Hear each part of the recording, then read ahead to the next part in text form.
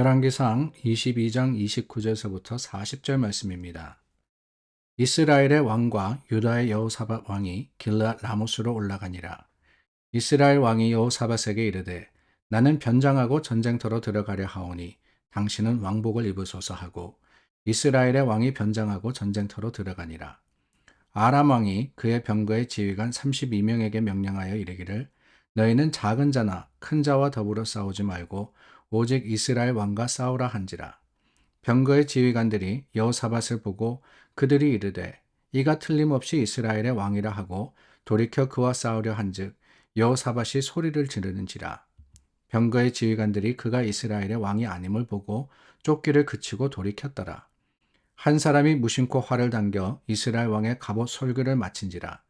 왕이 그 병거 모는 자에게 이르되 내가 부상하였으니 내 손을 돌려 내가 전쟁터에서 나가게 하라 하였으나 이날에 전쟁이 맹렬하였으므로 왕이 병거 가운데에 붙들려 서서 아람 사람을 막다가 저녁에 이르러 죽었는데 상처의 피가 흘러 병거 바닥에 고였더라.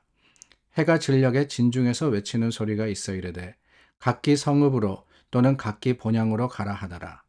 왕이 이미 죽음에 그의 시체를 메어 사마리아에 이르러 왕을 사마리아에 장사하니라. 그 병거를 사마리아 못에서 씻음에 개들이 그의 피를 핥았으니 여호와께서 하신 말씀과 같이 되었더라. 거기는 창기들이 목욕하는 곳이었더라. 아합의 남은 행적과 그가 행한 모든 일과 그가 건축한 상하궁과 그가 건축한 모든 성읍은 이스라엘 왕 역대 지략에 기록되지 아니하였느냐. 아합이 그의 조상들과 함께 자매 그의 아들 아하시아가 대신하여 왕이 되니라. 오늘과 내일의 본문을 끝으로 저희가 열왕기상 한 책을 끝내게 됩니다. 그동안 수고 많으셨습니다. 저희가 이제 한동안 또 다른 책을 나누다가 다시 열왕기 하로 갈 텐데요. 우리 열왕기상을 나누면서 그동안 이스라엘의 역사를 통해서 특히 남과 북이 갈라지면서 일어났던 그 많은 일들을 저희가 나누었던 것이 기억이 납니다.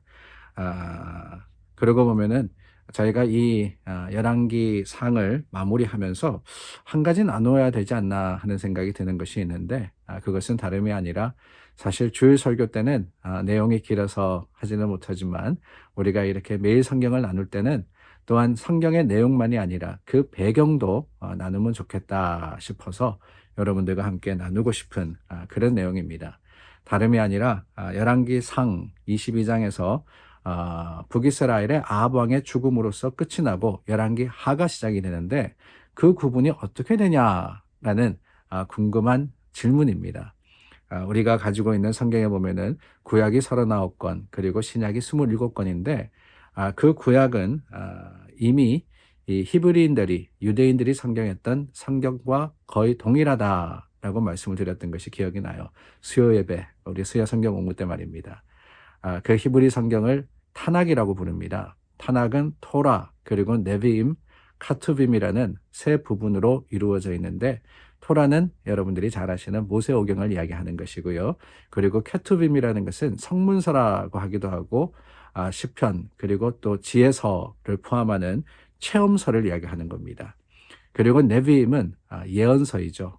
그 나머지 예언에 관한 또한 이스라엘의 역사에 관한 그런 내용들이 바로 이 네비임에 속합니다. 그런데 원래 유대인의 성경에는 이런 책들이 지금 우리가 가지고 있는 39권보다 훨씬 적었습니다. 왜 그러느냐 다른 게 아니라 우리가 상하로 구분되어 있는 사무엘 상하, 열왕기 상하, 역대 상하가 한 책이었기 때문에 그렇습니다. 한 책씩이었다는 거예요. 그런데 그것을 언제냐 주전 300년경에 이 성경을 헬라어로 번역할 필요가 생겼는데 그때 생긴 책이 70인역이라는 번역입니다. 70인의 랍비들이 모여가지고 성경을 이제 헬라어로 번역을 하고 그 번역본이 약 150년에 걸쳐가지고 이제 계속 정립이 되는데 그 책에서부터 구약 성경이 39권으로 정착이 되는 거예요. 정착이 되면서 때로는 내용에 따라서 상하를 구분하기도 하고 때로는 별 의미 없이 그렇게 구분되기도 합니다. 우리가 잘 아는 이 역대 상하는 역대상하는 다윗의 왕조를 통한 이야기인데 그분이 분명합니다. 역대상에서 역대하로 넘어가면서 일어난 큰 사건은 다윗의 죽음이었습니다. 우리 사무엘서도 마찬가지죠. 사무엘서를 통해서 우리가 계속해서 사무엘서는 사실 열왕기서와 상하와 연결이 되어 있는데 이스라엘의 역사가 흘러가고 있는 것을 보는데 궁금한 것은 왜 열왕기 상하가 구분이 되었을까? 바로 그 질문입니다. 열왕기 상의 마지막 내용 우리가 나눌 것이지만 아합의 죽음입니다. 근데 아합이라는 왕이 중요한 왕이어서 그러느냐? 사실은 중요한 왕이긴 합니다. 나쁜 의미로 말입니다. 그가 행했던 악한 일들 몇 장에 걸쳐가지고 참 우리가 잘 알고 있는 이사야 선지자와의 그 참 분쟁과 또한 이 이사야 선지자 영적 전쟁이죠. 그 영적 전쟁을 우리가 보았고 또 아합이 행한 일들을 보았는데 그래서 중요한 왕이기 때문에 열왕기 상이 아합의 죽음으로 끝이 났느냐? 저는 그렇게 보지는 않고요. 열왕기 상하는 어쩌면은 내용을 비슷하게 그 분량을 비슷하게 중간에서 끄는 게 아닌가 하는 생각이 듭니다. 사실 그렇게 큰 의미는 없다라는 거예요. 구분하기 편하게 그리고 읽기 편하게 70인역을 편찬을 하면서 구분을 하고 나눈 것이지 그것을 가지고 어떤 큰 의미를 가지거나 반드시 이거다 라고는 하지 마시기를 바랍니다. 자, 오늘 저희가 나누었던 본문은 이제 두 번의 그 전쟁 끝에 승리를 거두었던 아합에 대한 이야기입니다. 그 아합이 승리를 거두었지만은 우리가 나누었던 내용 기억나십니까? 욕심을 부려서 나봇의 포도원을 강제로 뺏게 됩니다. 탈취를 하게 되죠.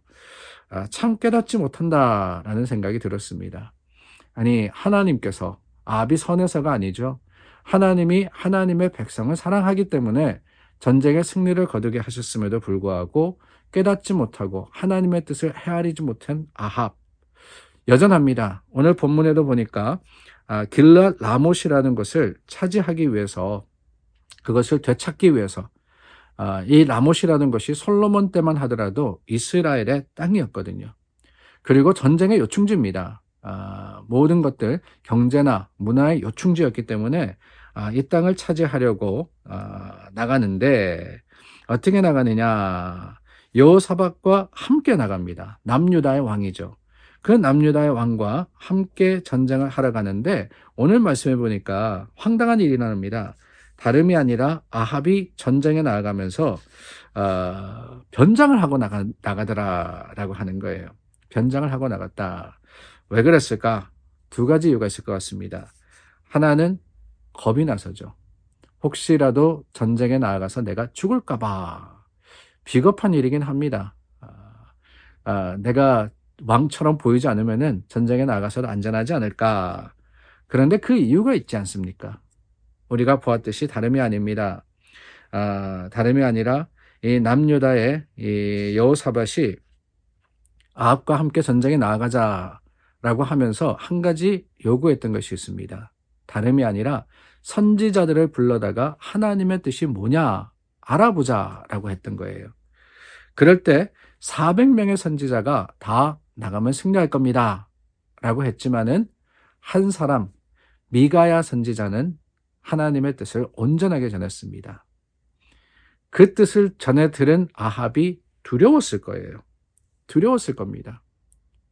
그러므로 인해서 변장하고 전쟁터에 그럼으로써 어떻게든 미가야가 전한 하나님의 말씀을 피해보려고 했던 게 아닌가 하는 생각이 들어요. 이 말씀을 읽으면서 참 용기라는 게 뭔가라는 생각을 해봤습니다. 용기라는 것. 미가야 선지자는 하나님의 말씀을 가감없이 전했습니다. 그게 용기가 아닐까요? 하나님의 뜻이라면은 그것이 좋은 일이든 아니든 그 말씀대로 행함이 용기라 그러면은 하나님의 말씀이 있었음에도 불구하고 하나님의 역사를 경험했음에도 불구하고 어떻게든 그것을 자신의 생각대로 이루어 보려고 하는 그 모습은 비겁한 모습이 아닐 수가 없습니다. 오늘 저와 여러분 본문에 드러난 아합의 모습을 보면서 깨닫기를 원합니다. 하나님의 뜻에 순종하는 것이 용기입니다. 그것이 어떠하든 내 마음에 들든 아니든 내가 원하는 것이든 아니든 하나님의 뜻이라면은 아멘 하는 것. 그것이 바로 용기인 줄 알아서 그 용기가 있는 곳에 하나님께서 이루어 주실 것을 확신하여서 오늘을 시작하시는 여러분들이 되시기를 바랍니다. 기도하겠습니다. 참 좋으신 하나님 감사합니다. 아합의 모습을 통해서 하나님의 교훈을 깨닫습니다. 오늘도 주님을 순종하며 주님을 따름으로 용기 있는 자가 되게 하여 주시옵소서. 예수님 이름으로 기도드립니다. 아멘. 우리 함께 기도하며 하루를 용기 있게 시작하기를 원합니다.